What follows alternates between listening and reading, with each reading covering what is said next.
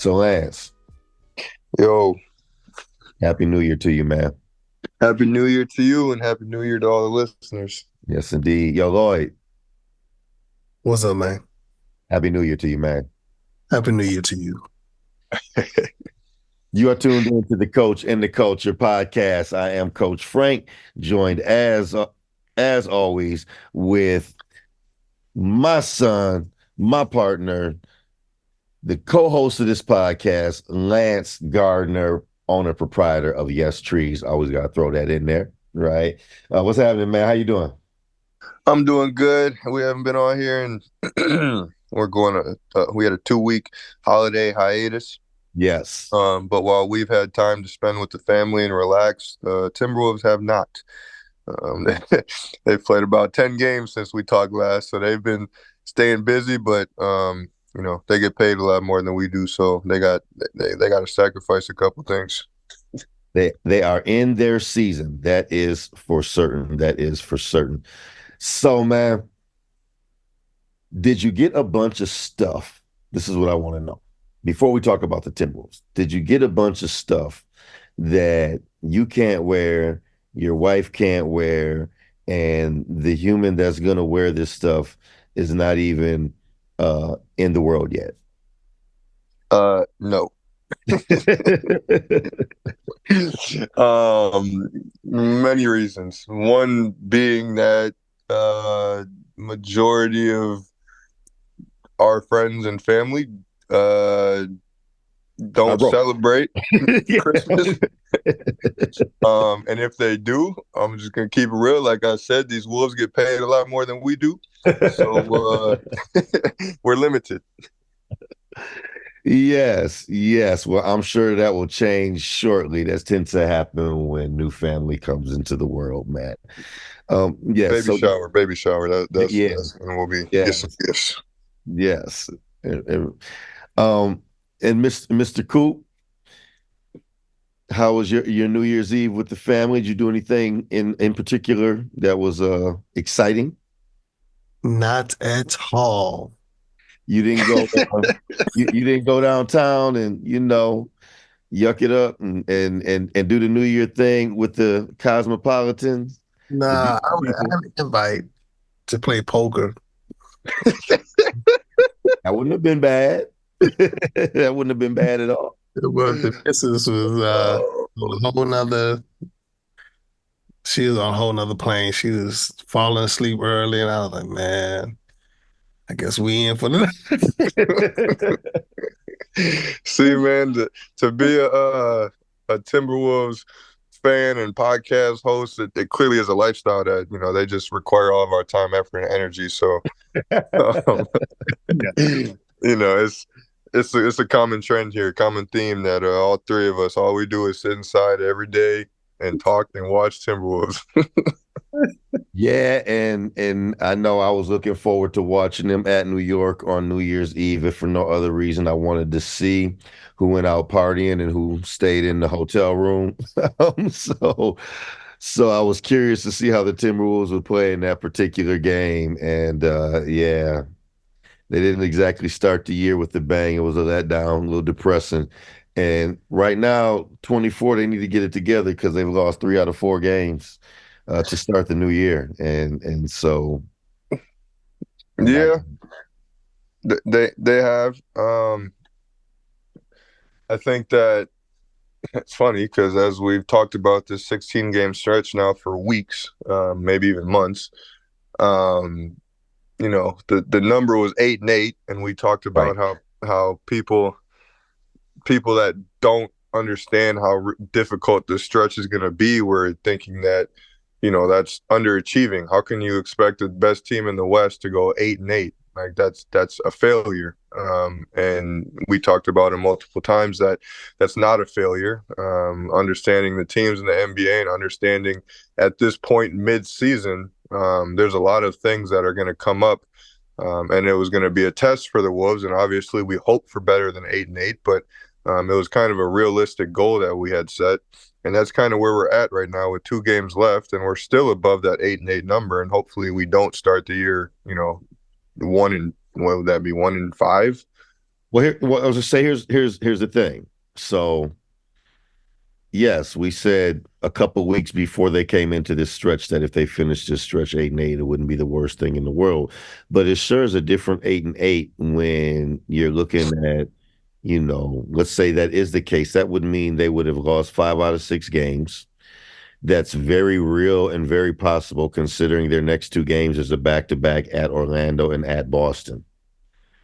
So, all of a sudden, 8-8 doesn't really feel so good when you've lost 5 out of 6. And, right now you're scoring, 106, 106, 106 in all of your losses. I'm sorry, 108 tonight. So 108, 106, 106 in all of your losses. You're 122 in your wins. And that's not really a good 8-8. And I think as players and coaches, you're like, okay, it's the ebbs and flow of a long season, but there were some things that kind of transpired down the stretch of tonight's game that uh, uh, it's a little worrisome. It's a little bit worrisome as they start to go forward. I think it is. It can be worrisome, but I also think that these are moments that I would rather be going through now, and have the whole second half of the season to kind of correct. One of the major things that I was pretty visible tonight that Anthony Edwards in the end of the game was pretty upset. Um, there was a play once tonight being the Mavericks and Timberwolves game, they lost 115 to 108. And it was a really good game. And we talked about it before we got on here. Luka and Kyrie just made more so Kyrie made those big shots at the end of the game. And Ant was relatively hot to start the fourth quarter and even at midway through the fourth quarter. And when the Wolves needed a shot, they called a play for Cat a couple times, who had made a couple shots, but ended up missing the 2 or 3 that they called for him to end the game. And Ant was visibly upset, even to the point where Kyrie took a 3 to take the lead. Cat missed a 3 to try to tie the game, and then on that next possession, it looked like Ant just completely gave up playing defense, which led to a wide open dunk down the middle of the lane from Derrick Jones Jr. And then at the end of the game, just walked off the court, no handshakes, no nothing with the other team even, and just went straight to the locker room. And understandably, he didn't get a single shot off in the last 2 minutes, I think.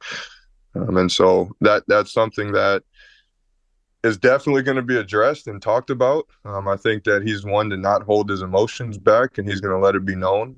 And I say all that to say it's the middle of the year here, and I'd rather go through this understanding that you're going to have these moments and these lessons to be learned, and dealt with as a team, and they're going to need to figure it out if they want to continue being that championship contender team.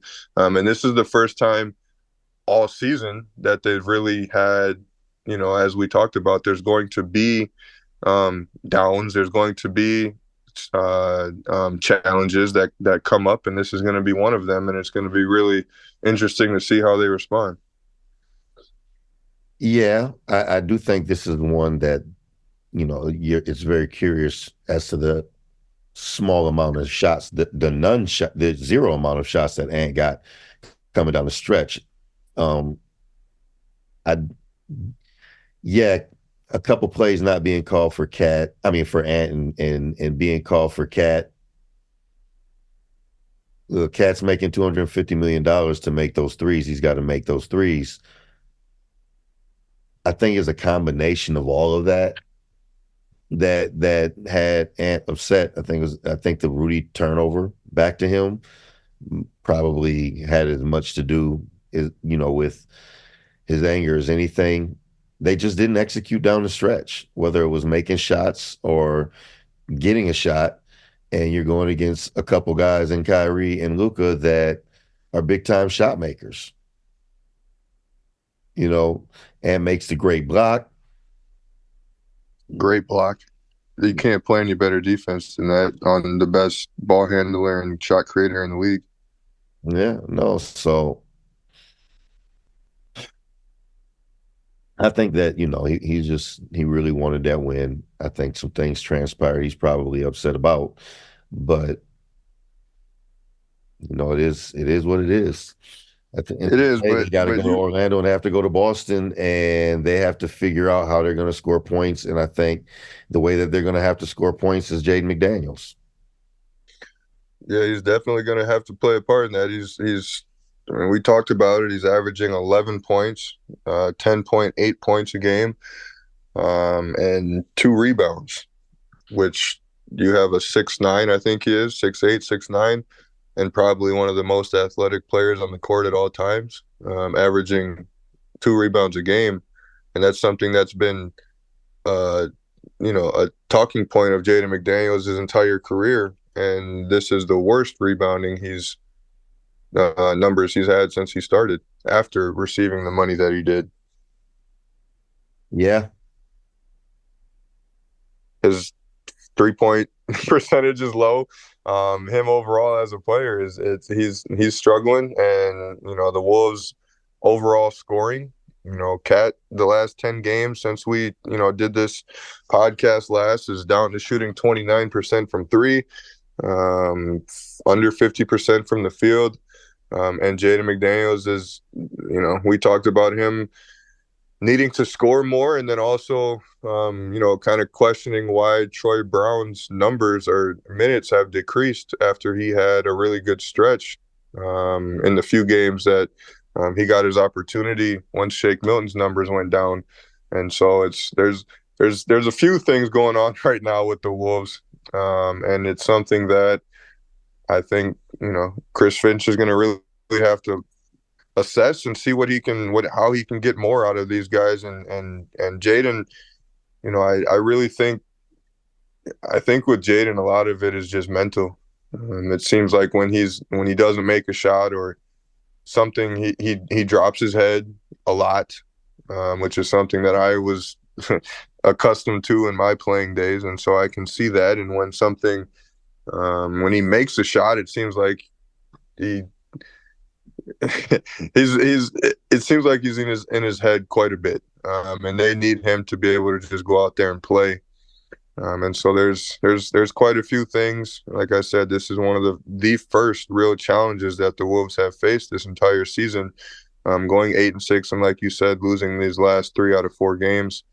And yes, the quality of teams are better than what they've been playing all year, and teams have been playing with all of their stars, which is another thing that we talked about. The Wolves got a lot of wins with teams that didn't have their starters or their all right, stars in the lineup, right. and so now they're having to go against those guys, and quite honestly, they're just not getting enough scoring outside of Ant. And like I said, these last 10 games, Cat has only been averaging 18. Before that, he was up. I think he was averaging 23, 24. So their scoring it was already an issue, and it's actually gotten worse over these last 8 games. Right, right. And I look at it, when I think about just the math of the game and if you're optimizing each player, if every player is kind of playing at the optimum of their role, that position, that three position, you need a player in that position that it can give you 15 to 20 points a game. Because the way this team is constructed, Cat's generally going to be, he's averaging 18 a game and he's slumping a little bit. So, he's generally going to be around 20 a game. And when he's really going well, pushing close to 25. Um, you, Ant's going to be in that, 27 to 32, 33 range most nights. Um, and you're going to get a combination out of Mike and Rudy. You're between the two of them for what they do well and then how they play well together and off each other and that chemistry that they have. You can count on that as certain things that you can go to get points throughout the course of a game.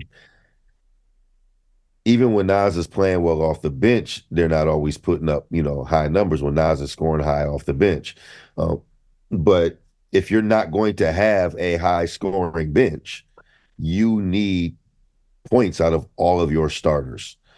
And the way they're constructed, they need Jaden to be consistently in the 15 to 20 point range every night, every night.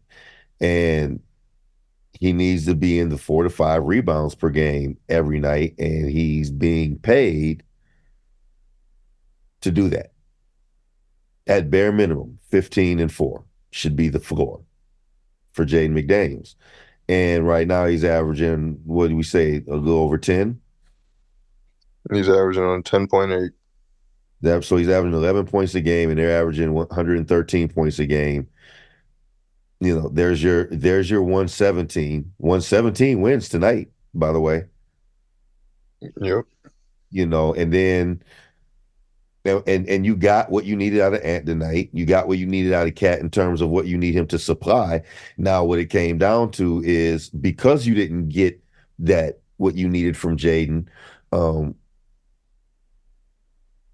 because you didn't get that, now Cat and Ant are in a shooting gallery with Kyrie and Luca. And I think we can all agree that Cat and Ant are, you know, outstanding. They are all stars, whether they make the all-star team or not. Their numbers are all-star numbers. Um, but Kyrie and Luca is a tall order. you know, to Yeah, me. they both shot. They both shot over. They were both about 50% combined, 50% from the field, and about 60% from three. So, Kyrie and Luca.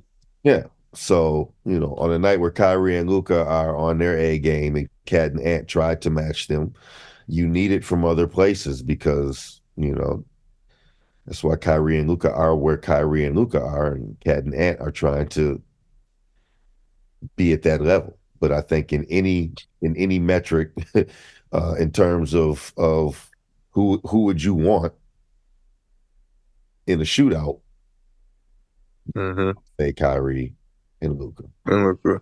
Yeah, and it is. We're halfway through the year, and we talked about it on the last podcast. How Mike Conley said they still haven't unlocked their full potential. There's still so much more with this team, and it's frustrating seeing this team only score 100. Over the last 10 games that they're averaging less than. They got to be in the range of about 110, and maybe even a little bit less. There's a lot of games where they're under 110. Well, they've scored under 110 points 3 of their last 4 games. They've lost 3 of their last 4 games. Yeah, And and you understand that this team has so much talent, even on the offensive end. Yeah, their team defensively is what we've obviously been their staple, but offensively they have ability all over the court. And it just seems like they still haven't had a night where everyone was making shots and they put up 140 points. well, here you Like, go. Here you go. In this stretch, since December 11th, which is when they started this stretch of games, yep. in their losses, they have scored over 110 once. And that was the game they got blown out by Philadelphia. So a lot of that was garbage time because that game was garbage time for much of the second half. And feeling like all of the fourth quarter. So 107 against the Pelicans, 106 against the Thunder, 106 against the Knicks, 106 against the Pelicans, 108 tonight against the Mavericks. So what that tells you is, and like you said, in that time, Ant's averaging 30, right? And Cat's averaging 18. 18, right? In that time. So you're still getting nearly 50 points a game between those two players. Can you? I'm not sure exactly if you're able to do it quickly or not, but can you possibly look at the amount of shots Ant is taking to get those numbers? Because one of the things that I talked about before is yes, Ant's numbers have increased. He's scored 30 or more in the last 8 games now, or something. No, not that. That's not correct. But his numbers have gone up significantly in points per game, and the teams, as we just talked about, result wins and losses has gone down, and so just watching it seems like Ant's taking a lot more shots. It's a lot more um, ISO ball for Ant and less team involvement, which was a huge part in why the Wolves even got to this point was they were sharing the ball. I mean, Ant was only averaging, I think, 24 points until this stretch started, and now he's up over 30 in that stretch, and the team is not doing nearly as well. Well, I'll say this much. I don't think I'm looking at it. I don't think that his shots per game has gone up drastically. I do think that his free throw attempts per game are going up. Um, I don't really think, yeah, and he's not. I mean, he's not taking 30 shots in a game. In the games that he has taken a lot of shots, he's shot it extremely well. 14 for 23s and 15 for 25s. He's just kind of, yeah, he hasn't shot it a lot. I think he's probably taking a lot of ISO shots, but he's making a high percentage. So, you got to live with that. Again, that other scorer they need has to be Jaden. And if it's not Jaden, then they're going to have to trade for someone that can do that, and that puts them in a tough situation because I think the only people that you could trade that's going to bring back that 20 point per game guy that is anywhere near of a two-way player, the only people you could trade is Nas or Jaden, right? So, because Um, I don't know yeah, that you could trade a combination of like Kyle. I mean, well, I take that back. I take that back. You could decide to put Leonard Miller in a deal. Like I think that if you put Kyle and Leonard Miller and a second in a deal, you might be able to get a player. But again, like we're going into probably a whole nother podcast, and when we probably need to prep for much more than we did this one. But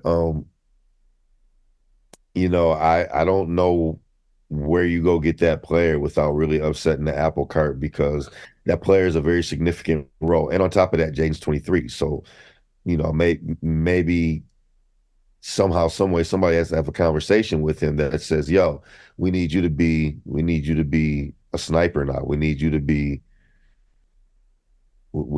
locked in and because I feel like I feel like they need someone Andrew has Wiggins in that spot, like good Andrew Wiggins, not bad Andrew Wiggins.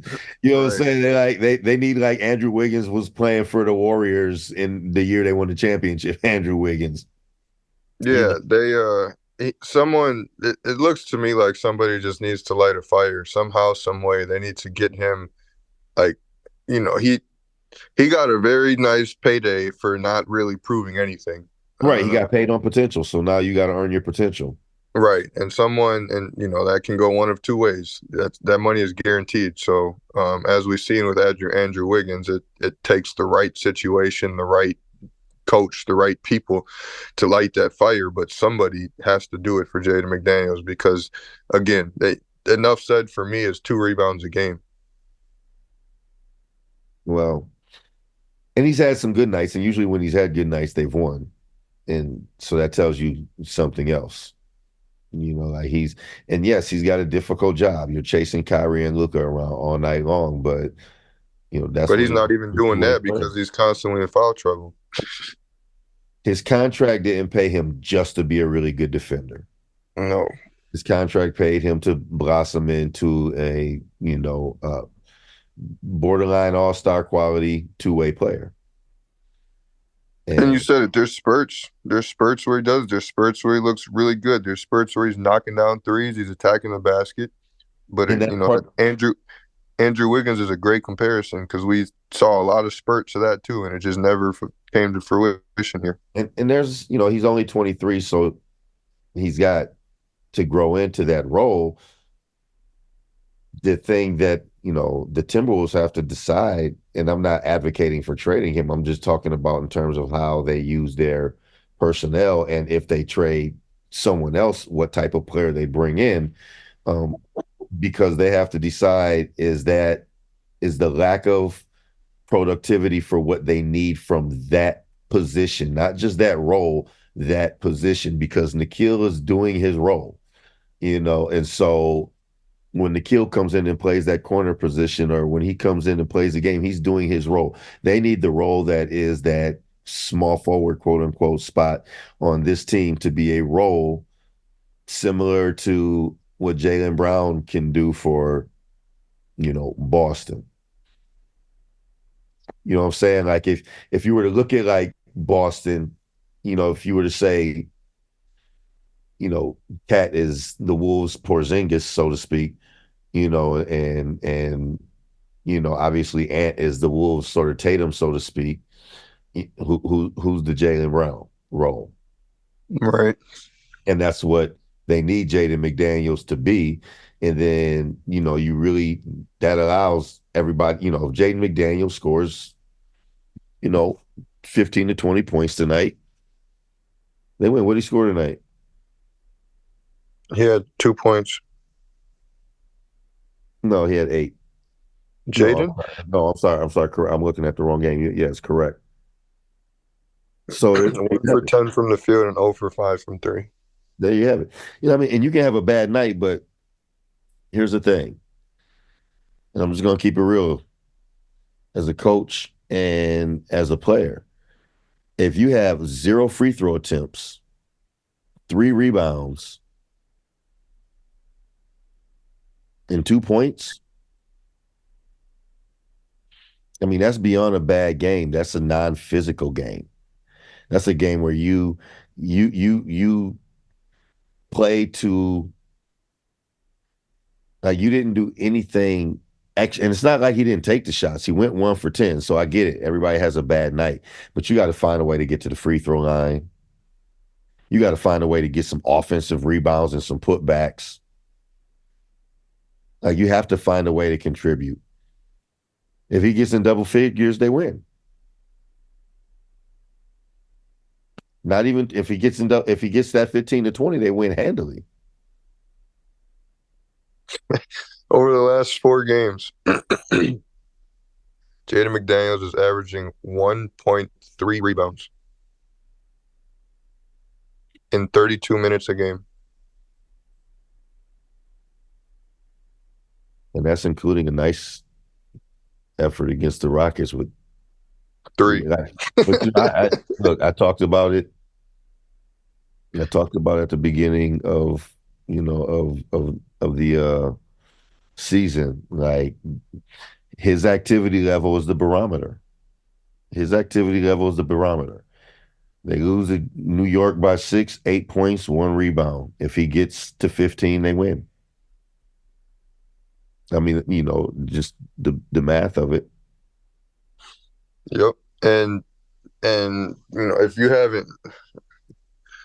You know, haven't played ball and you more so listen or a fan,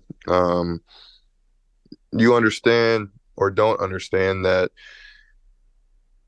getting involved and going and like the fire needs to be lit. Like the when you're involved, when you're that's the perfect word for it. When you're involved in the game, the chances of you making shots are going to go up. If you are just floating, moving. floating, as I was told for many years, um, you're not as locked in. You're not as you're. It's just a difference, and it seems like with 2 rebounds, you're not going after the ball. You're not being aggressive. You're not being active. You just, I mean, what are you really doing? It is really hard to play 33 minutes as he did against the Pelicans in be 6'10", maybe even 6'11", and super athletic and get zero rebounds. Like that's almost a conscious effort. Like seriously, Yeah. it is it like the ball didn't bounce in your direction and you anticipated that it might do that, and so you moved to it like not once in 33 minutes. Yeah. That's and another He, one, like he didn't like he's go ahead. on the surface, it's like 5 or 10, 11 points, but zero free throws, zero rebounds, and that's the night where they need him to get 20. If he gets 20, they're right there. If it gets 20, it's a 2-point game. 3 out of the last 4 games, he's had 0 free throws. And I'm not saying this like because I think Jaden McDaniels has all the potential in the world, but right now, if this team is number one in the West in 2024, that means we have moved into the new year. That means a lot of things getting ready to start happening. Um, you know, all-star breaks, trade deadlines, stretch run. We're getting toward the midpoint of January here, and you're right. The Wolves are struggling on offense. Um, they need that position to produce. And that, in a lot of ways, solves the offensive problems. That position has to be more than starting at 10 points and 2 rebounds a game. Simple as that. Yep. Period, point blank. And it's And to the point where if I'm Chris Finch and maybe even Tim Conley, we got to sit down and have a conversation because we can't just count on what we need to do to win games against mediocre teams because in the playoffs you're going against stars. You're going against Kyrie and Luka in the playoffs. And on the flip side, you say, well, he had an anomaly night shooting. Yes, I agree with that. But again, that underscores the fact that if he's not shooting well, and I give him credit, he's cut down on his fouls, but he's still guarding people that is going to score 30 points or 25 points. He's guarding, when you're guarding the Kyries and the Lukas, you have to produce on both ends in all phases of the game. yep. And it seems to me like, and maybe you've seen differently, but it seems to me like with him having, cutting back on fouls a little bit, um, he is less aggressive and his defense is not as stifling. I don't know. I thought he played really good defense tonight. I feel like I thought he played really good defense against Houston. I feel like um, he's guarding guys that are going to get 25 to 35 no matter how good a defense he plays. It's as a being able to play the team defense to be able to get those key and important stops. And for a while they had it going and like they had a 106 to 103. They had a 106 to 102 lead, right? And then Dallas got the and one, and then Kyrie went for back-to-back trays. That's Um, all thanks to Anthony Edwards. And then he stopped getting opportunities to score. yes, we've talked about that. I'm just saying it wasn't like Anthony Edwards and Jaden McDaniels weren't able to put the clamps down on Luka and Kyrie during that important stretch. The Wolves stopped scoring, and yes, we can say it's because they took the ball out of Ant's hands, and to a certain extent, yes. Not completely. I guess Ant also could have made different decisions. He made the pass to Cat for the top of the key. So I think Ant, if nothing else, is being coachable.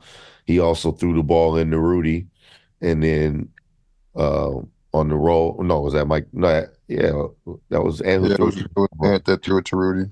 Yeah, on the roll. And so, I think he's trying to make the right play. Um,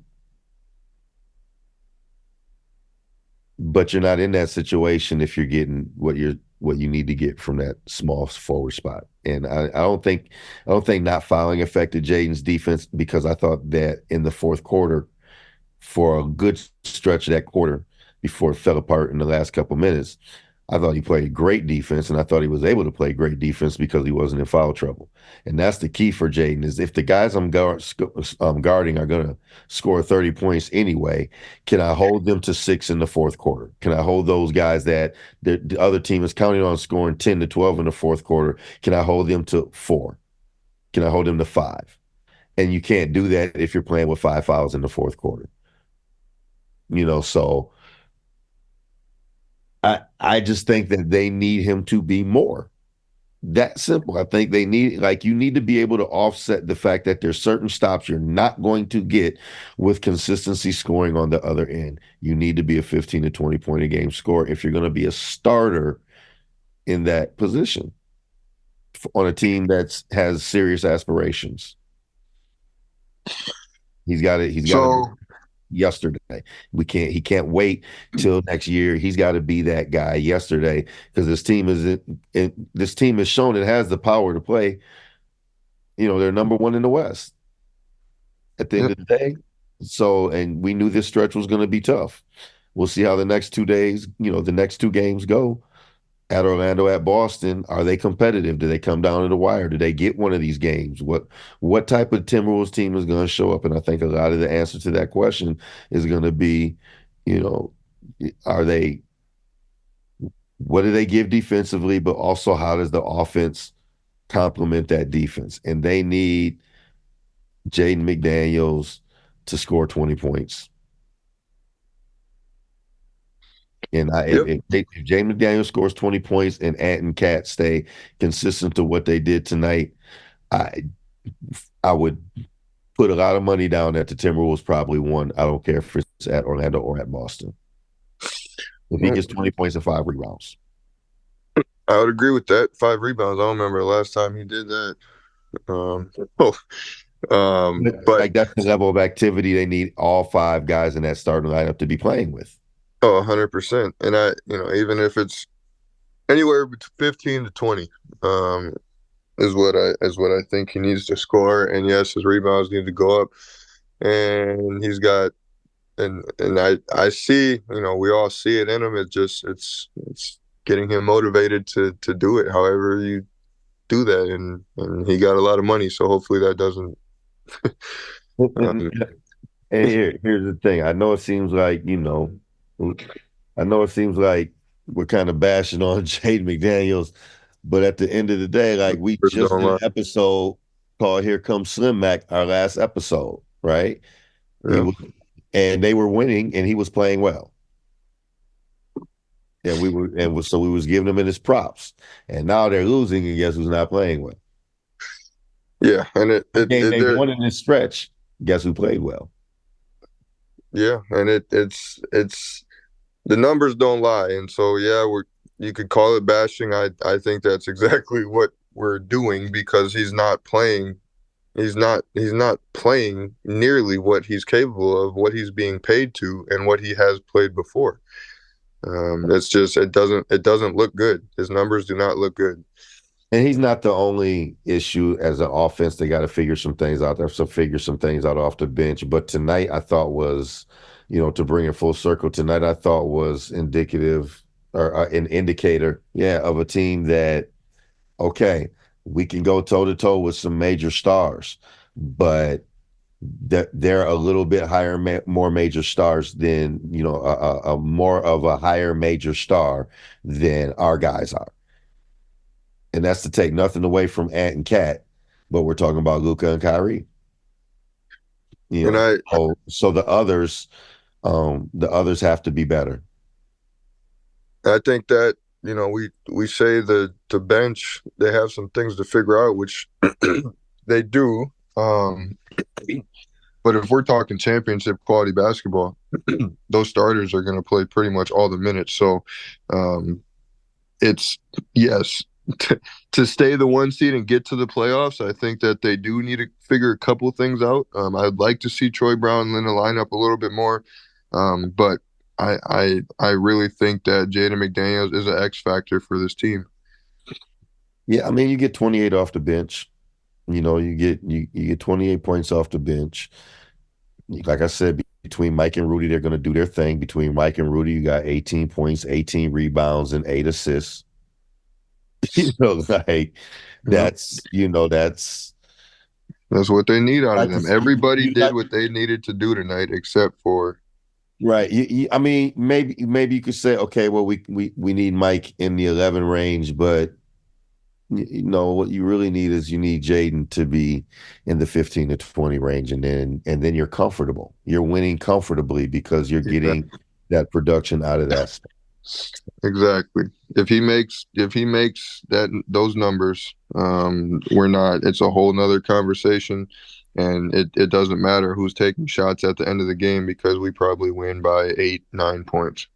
And here's the thing, and this is more just speaking on the lines of like this is why this is so important to get that balance, and optimize every position is, Ant and Cat are going to have bad games. That's just going to happen, and you need somebody else that is consistent in putting up numbers in case you need to call on that person to put up even bigger numbers than normal. You know what I mean? Because your stars are having a bad game. So Yep. Jay McDaniels is gonna have to figure it out, um, and quick, because like you said, they are. You don't get Mike Conley for many more years, and you've got an Anthony Edwards who we want to be in Minnesota for his entire career, and but so there's no time to we need it now, like you said, and it can be a lot to ask of a 23-year-old, but they paid him enough that he's expected to do that. yeah, well, At bare minimum, give enough energy to get average more than 1.2 rebounds. Orlando and then Boston on a back to back. How do they respond? Those are two really tall orders. We And shall see. and you pretty much have to sell out to try to win the Orlando game in a place that you very rarely win and that you always seem to stink up traditionally. Um, because I really don't think you want to go into Boston last game of a long road trip, second night of a back to back, having lost 4 out of 5 games. That's almost insurmountable odds. Obviously, that's why they play the games. But I think if you're the Timberwolves, you are putting anything and everything you have into winning this Orlando game, so you can split this and 9-7, even in even with losing 4 out of 6 as opposed to 5 out of 6 to come out of that stretch 9-7. Um, I think would feel a lot different, especially with the win at Orlando.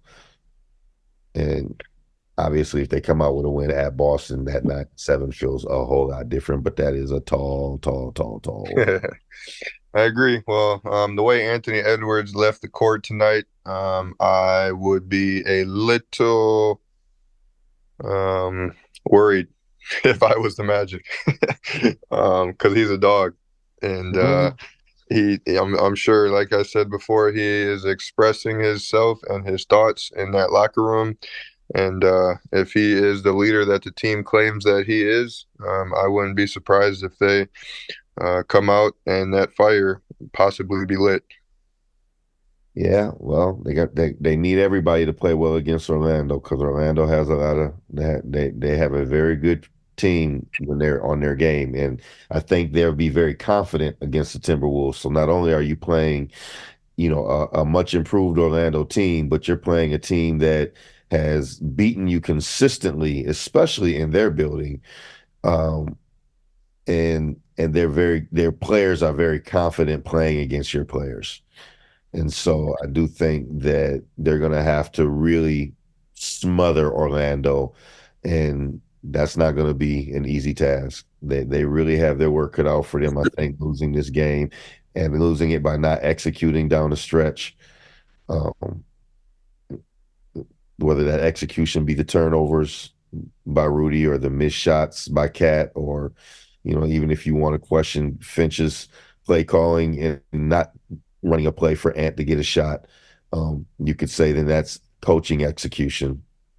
However you want to look at it, they didn't get the job done, and now they really, in order to not come back to Minnesota limping and questioning a lot of things, they need to win at least one of these next two games.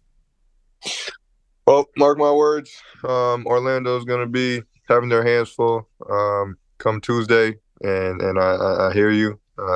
But I think Anthony Edwards is a dog, and I know when a player is frustrated, and I know him, or at least I know what I've seen of him on on interviews and how he operates, and I think that he let his team have it. And Jaden McDaniels is probably, I know he's his running mate and wants him to be, but probably one of the main focuses of that conversation. So yeah, Sunday, that's gonna be it. I agree. We'll see what happens though. It's we're gonna find out. They talked a lot about trust earlier this year, and it's easy to have trust when the ball's bouncing your way. yep.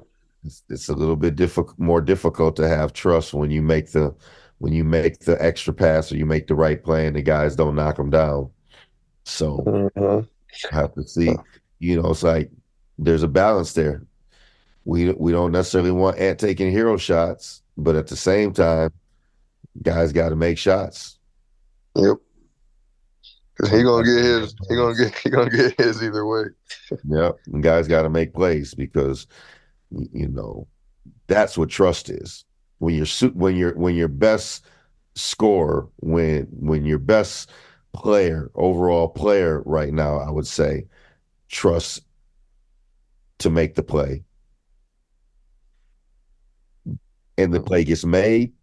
Now you have a team that's truly playing with trust. When the play doesn't get made, it cracks into that. Yep. That crust, that outer crust of first layer. Too many misses, and it's like, okay, I got to do something on. And that's what we. I feel like that was tonight. It looked like that that crack. So like you said, they talked about it. We'll see how they respond. But they've got 2 games, and then one should be winnable game, and then they go play probably the hottest team in the NBA right now in the Clippers. So, yep, they've got their a work cut Memphis out. team coming into town. Yep, with job back. Start with Tuesday, Wednesday, and we'll be back on Sunday, back in full swing and action. As I feel like we still have this holiday woe over us, but starting back up next week, hopefully we are just as rejuvenated and activated as these Timberwolves are going to be. 3 out of 4 they have lost, and a very difficult back-to-back coming up. Happy New Year to everyone out there. I hope you enjoyed your time with family and friends bringing in the new year, and also celebrating the holidays, whatever holidays you may celebrate and however you may acknowledge them. And yeah, the Wolves have not started off 2024 with a bang, but they'll bounce back. Ultimately, it's a long season still yet to go. They're not in a horrible position. This is their toughest stretch. If they come out of their toughest stretch, tied for first place, or even better, still in first place, then we'll see how they navigate the back-to-backs that, they have a lot of coming up. So we'll see how it goes. They'll be all right. This is the Wolves, and we ain't going down that rabbit hole again. We're going to be just fine. Thank you for tuning in to The Coach and the Culture. We'll be coming to you from the Dream Shop next Sunday, and be happy to be back on YouTube and be in video with you all again. And I forgot what I was going to say. It's gone. We're tired. I'm Frank. That's Lance. That's Lloyd. Catch y'all. Peace.